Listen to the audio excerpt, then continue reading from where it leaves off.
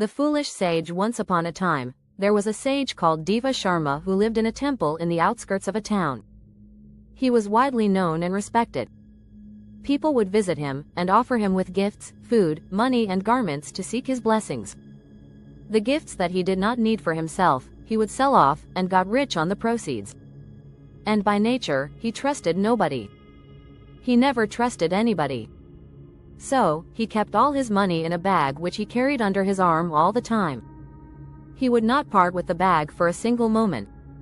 One day, a swindler came across the sage, and he became sure that the bag this holy man was so possessive of must surely contain a lot of treasure. He planned on stealing the bag from the sage, but could not think of a way to do so. He thought, I cannot make a hole in the temple wall or jump over the high gates. But I can charm him with sweet words to accept me as his disciple.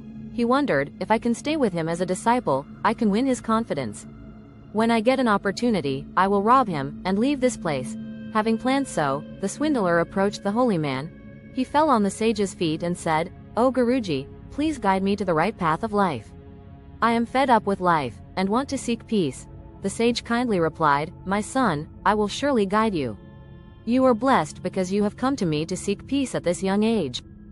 This was the opportunity the swindler was seeking, and he at once touched the feet of the sage for blessings. "O Guruji, please accept me as your disciple. I will do whatever you ask me to do." The sage accepted the swindler as his disciple, but only on a condition. He said, "A holy man as me is recommended to spend the night alone without company. This helps me to meditate also. So, you will not be allowed to enter the temple at night. You will sleep in a hut at the gate of the temple." The swindler agreed, "I shall willingly serve your wishes in every way that you ask me to." In the evening, the sage initiated the rituals and formally took the swindler as his disciple. The swindler in return proved himself an obedient disciple. He massaged his hands and feet, washed his feet, and helped him with all the rituals along with cleaning the temple. Although the sage was happy with his disciple, the swindler could not gain enough confidence for the sage to part with his bag when he was around. As days passed by, the swindler started getting frustrated. "He does not trust me enough to leave the bag with me. I can gain access to the bag if I kill him with a knife or feed him with poison." When he was thinking all this, the swindler saw a young boy visit the sage. He was the son of one of the sage's followers.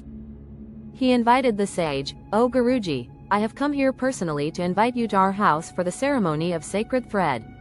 Please accept the invitation to sanctify the ceremony with your kind presence." The sage accepted the invitation, and after some time started off for the town with the swindler. On the way, they came across a river, where the sage thought of relieving himself. He folded the bag full of money in his robe. He asked his disciple to look after it. "My child, look after the robe until I return." This was the opportunity that the swindler was seeking all the while. As soon as the sage went behind the bushes, the swindler ran away with the bag full of money. When the sage returned, he did not find the disciple around but found his robe lying on the ground. Shocked and anxious, he peered inside only to find his bag of money was gone.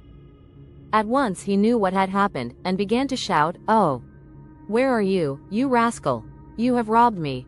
The sage then started trailing the swindler's footsteps, but he reached town. He knew he will not be able to catch hold of him.